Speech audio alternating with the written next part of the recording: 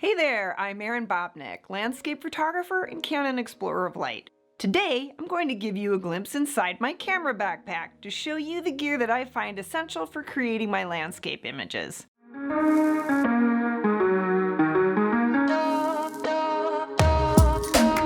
For nearly 2 decades now, I've been traveling internationally to photograph outdoor scenes and remarkable landscapes that are off the beaten path.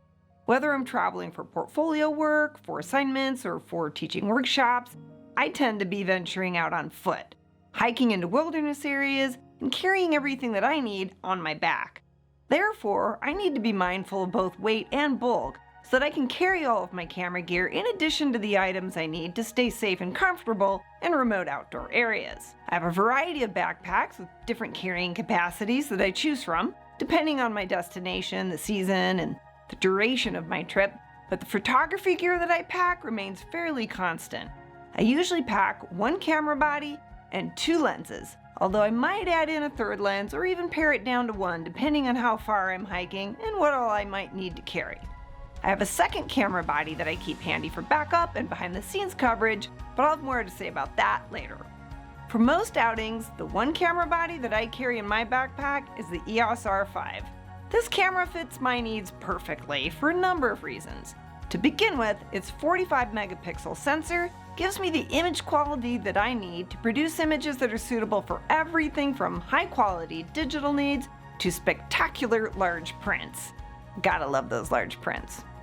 Even though I nearly always have a reliable tripod with me, it isn't always practical for me to use it. In tight spaces or when I'm responding quickly to an opportune moment, I really appreciate being able to handhold my camera at shutter speeds that simply were not possible before the introduction of the EOS R5. Its 5-axis in-body image stabilization works in combination with optical stabilization in the lens to deliver up to 8 stops of shake reduction, allowing me to get sharp handheld images even in low light situations. That's game-changing. Another feature that I really love about the EOS R5 is its focus bracketing option, which makes it easy to produce focus-stacked images even at extreme telephoto focal lengths that require a lot of focus points. And this feature makes it much easier to produce handheld focus stacks for wide-angle shots as well. Of course, no discussion of camera bodies for landscape photography is complete without mentioning having fantastic rendition of color, which makes it a real pleasure to work with files in post and giving me the quality that I need to produce whatever look I desire. As for lenses, I own a lot of them, but there are 5 now that I consider to be my primary set. Because I enjoy photographing expansive scenes and getting close to interesting features on the ground, I nearly always pack a wide-angle zoom lens. The new RF 15-35mm f2.8L IS-USM is my primary wide-angle lens these days.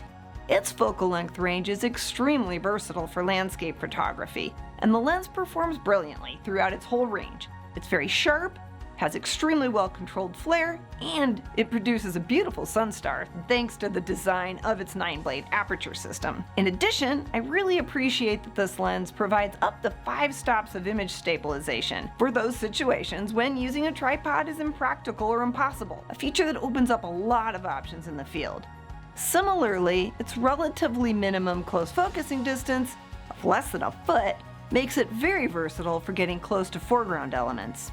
At the other extreme, I love photographing telephoto scenes, and I'm extremely enthusiastic about the RF 100-500mm f4.5 to 7.1L IS-USM. There was a time when I never imagined that such a versatile range could be packed into a lens of this size and weight. There are more compact options, but if you love having a lot of reach for creating unique compositions, then this is the telephoto zoom to have.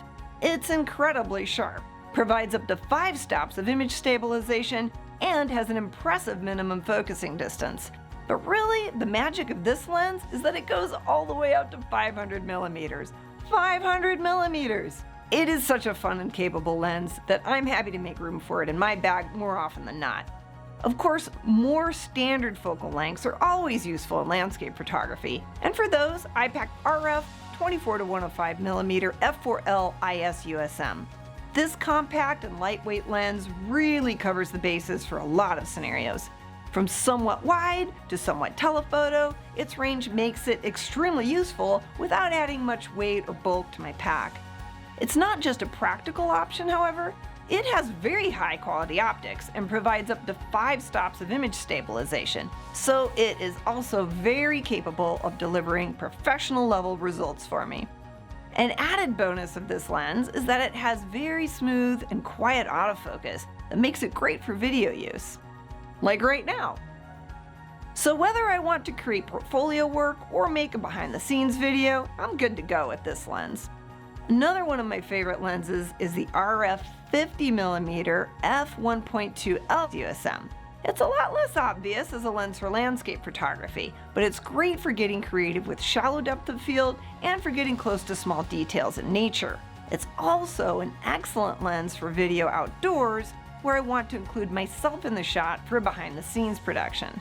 Thanks to its outstanding ability to focus quickly even when it's wide open, this is a lens that can keep up with me no matter which side of the camera I'm on. Video creation is just one reason why I like to have a secondary camera body handy. For behind-the-scenes videos, a second camera is essential, of course. Sometimes, though, I just want to work a couple of ideas for still photography at the same time. In which case, I'll typically have one camera on a tripod holding down a composition as conditions change, and the other camera will be in my hands as I roam around exploring other options. And of course, I always like to have an extra camera not too far away as backup, just in case things out in the field get a little crazy and I drop my camera off of a cliff or something. Fortunately, that has never happened, but you never know. So sometimes my extra camera stays in the car, hotel, or at base camp, but sometimes it comes along for the ride in my backpack. At the moment, my secondary camera is an EOS R. I had this camera before the EOS R5 was released, and I remain super impressed with its image quality and autofocusing capabilities. And of course, I love that it works with all of those awesome RF lenses that I mentioned. Just like the EOS R5, the EOS R has some really useful features that I did not have before I switched to mirrorless cameras, such as focus peaking, having an exposure preview in the viewfinder, and very convenient separation of modes for still and video shooting. An added bonus is that it's a very light camera, which I really appreciate when I'm carrying 2 camera bodies in my backpack. Everything that I've mentioned so far is for the EOS R mirrorless system, but there is also one EF lens that has a special place in my heart and spends a lot of time on my EOS R5. That is the EF 11 to 24mm f4L USM.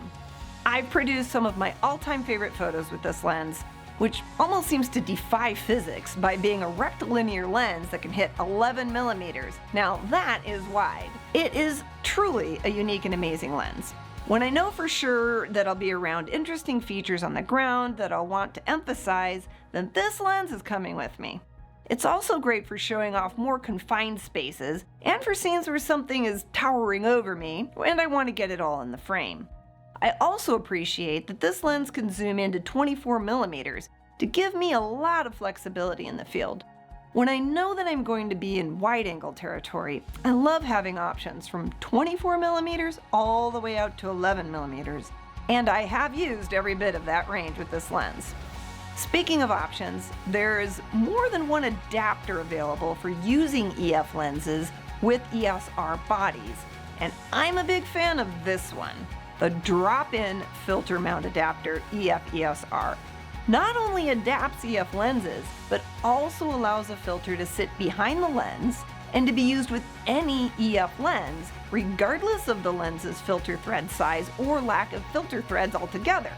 That means I can easily use a variable ND or polarizing filter even with a lens like the EF 11 to 24mm f4L USM, which has a bulbous front element. So there you have it, my go-to options for landscape photography these days.